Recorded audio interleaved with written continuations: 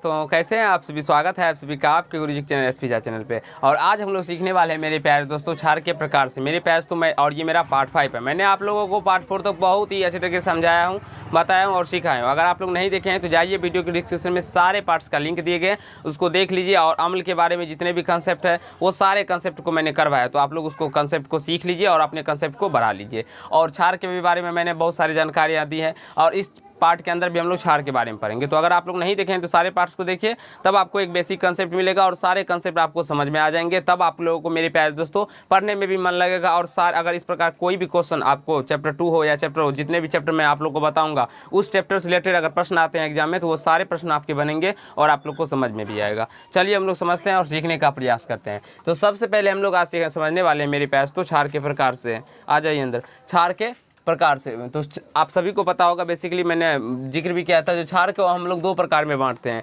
एक मेरे प्यास तो जल में विलेयता के आधार पर और दूसरा सांद्रता के आधार पर। तो मेरे प्यारे दोस्तों जल में विलेयता के आधार पर क्षार के 2 प्रकार होते हैं, एक प्रबल क्षार एक दुर्बल क्षार। और सांद्रता के आधार पर भी क्षार के 2 प्रकार होते हैं, एक सांद्र क्षार एक तनु क्षार। मैंने आप लोगों को प्रबल अम्ल और दुर्बल अम्ल के बारे में भी समझाया बताया हूँ, सांद्र अम्ल और तनु अम्ल के बारे में समझाया। अब हम लोग समझने वाले हैं प्रबल क्षार और सांद्र दुर्बल क्षार और सांद्र क्षार और तनु क्षार, यानी कि इस सारे कॉन्सेप्ट को सीखेंगे और क्षार के गुण को समझेंगे। देखिए प्रबल क्षार क्या होता है, जिसे हम लोग स्ट्रॉन्ग बेसिस कहते हैं। देखिए वे क्षार जो जलीय विलयन में लगभग पूर्णतः आयनित होकर काफ़ी मात्रा में हाइड्रोक्साइड आयन यानी कि OH- प्रदान करते हैं, प्रबल क्षार कहलाते हैं। मेरे प्यारे दोस्तों फिर से एक बार समझने का प्रयास कीजिएगा। जो वे क्षार जो जलीय विलयन में लगभग पूर्णतः आयनीकृत होकर काफ़ी मात्रा में हाइड्रोक्साइड आयन यानी OH- प्रदान करते हैं, क्या कहलाते हैं, प्रबल क्षार कहलाते हैं। और इसके एग्जाम्पल यहाँ पे देख सकते हैं, सोडियम हाइड्रोक्साइड जैसे कि NaOH, पोटेशियम हाइड्रोक्साइड KOH, ये दोनों जो है मेरे प्यारे दोस्तों ये क्या है, प्रबल क्षार है। मैं आप लोग को अभी आगे बहुत सारे कंसेप्ट समझाने वाला हूँ और सिखाने वाला हूँ, तो आप लोग पेशेंस होकर सारे कंसेप्ट को देखिए और शुरू से लेकर अंत तक देखेंगे तभी आपको समझ में आएगा। और बीच में सोचेंगे जो हमको तुरंत ही समझ में आ जाए हर एक कंसेप्ट, वो ऐसा नहीं होता है मेरे प्यारे दोस्तों। लाइन बाय लाइन हर एक पार्ट को देखना होता है तभी आपको समझ में आएगा।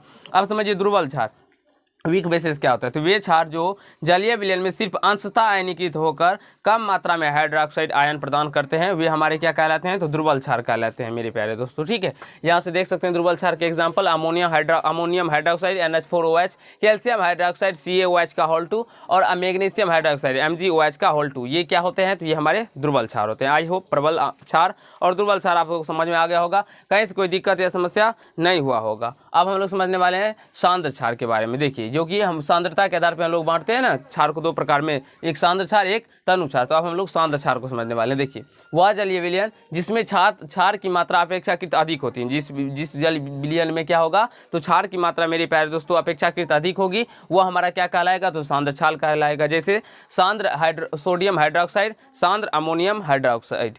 आई होप आप सभी को सांद्र क्षार भी समझ में आ गया होगा। अब हम लोग तनु क्षार को समझने वाले हैं। देखिए तनु क्षार क्या होता है, तो वह जलीय विलयन जिसमें क्षार की मात्रा अपेक्षाकृत कम होती है और तनु क्षार कहलाते हैं। एग्जाम्पल में देख सकते हैं तनु सोडियम हाइड्रोक्साइड और तनु अमोनियम हाइड्रोक्साइड। मेरे प्यारे बच्चों अगर आप लोग ये सारे कंसेप्ट को आप लोग दिमाग में रखते हैं और याद रखते हैं तो आपको ये जो कहते हैं ना भीड़ का हिस्सा बनने से ये अलग करेगा, क्योंकि ये सारे कंसेप्ट बहुत सारे बच्चे को पता नहीं होता है और वो पढ़े भी नहीं रहते हैं ये सारे को। और अगर आप लोग ये सब सारे कंसेप्ट को पढ़े रहेंगे तो मेरे प्यारे दोस्तों आप लोग गारंटी ही उस भीड़ का हिस्सा नहीं बन पाइएगा और अपने कंसेप्ट को भी आप लोग आगे बढ़ा सकिएगा। क्योंकि केवल और केवल अगर हम चाहते तो आपको यहाँ पे क्षार का परिभाषा लिखा के और इसके गुण के बारे में थोड़ा बहुत जानकारी दे के ये सब पार्ट को हम लोग छोड़ के आगे भी बढ़ सकते हैं। लेकिन मेरे प्यारे तो हम सारे कंसेप्ट को आपको समझाने का प्रयास करते हैं और सारे कंसेप्ट आप लोग समझते भी हैं, आपका कमेंट भी आता है, हमें भी अच्छा लगता है। तो आप लोग इसी प्रकार से अपने कॉपी पे इसको क्या कीजिए, तो उसको नोट डाउन कर लीजिए। जो भी मैं आप लोग को बताता हूँ उसको नोट डाउन करते हुए और कम से कम आपको 5 बार तो प्रैक्टिस करना ही करना है। तो इसीलिए आपको प्रैक्टिस करिए। मैं हर एक वीडियो में आप लोग को बार बार कहता रहता हूँ प्रैक्टिस कीजिए, क्योंकि मेरे प्यारे दोस्तों आप लोग प्रैक्टिस से ही आप लोग को सारे कंसेप्ट याद हो जाएंगे और समझ में भी आ जाएंगे। तो चलिए हम लोग आगे समझते हैं। तो तनु क्षार हमने समझ लिया मेरे प्यारे दोस्तों, जिसमें वह जलीय विलयन जिसमें क्षार की मात्रा अपेक्षाकृत कम होती है वो हमारे क्या कहलाते हैं, तो तनु क्षार कहलाते हैं। एग्जाम्पल तनु सोडियम हाइड्रोक्साइड और तनु अमोनियम हाइड्रोक्साइड। अब हम लोग क्षार के भौतिक गुण के बारे में समझने वाले। क्षार के क्या भौतिक गुण होते नहीं होते। देखिए इसके जलीय विलयन का जो pH मान होता है वो 7 से अधिक होता है। क्षार का pH मान 7 से अधिक होता है और अम्ल का pH मान 7 से कम होता है। यह विद्युत का सुचालक होता है। मेरे प्यारे दोस्तों अम्ल भी विद्युत का सुचालक होता है, क्षार भी विद्युत का सुचालक होता है और लवण भी क्या होता है, विद्युत का सुचालक होता है।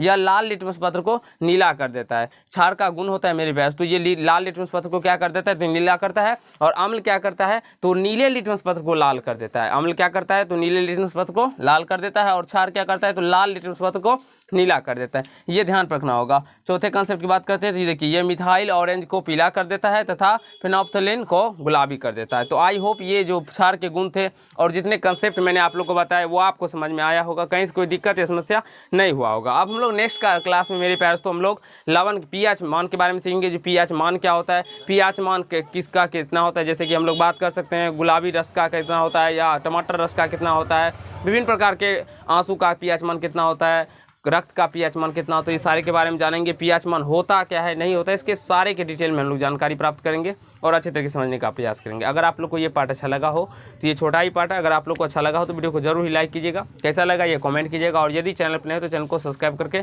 बेल आइकन को प्रेस कर लीजिएगा, जिससे मेरे हर एक वीडियो का नोटिफिकेशन आप तक पहुँचता रहे।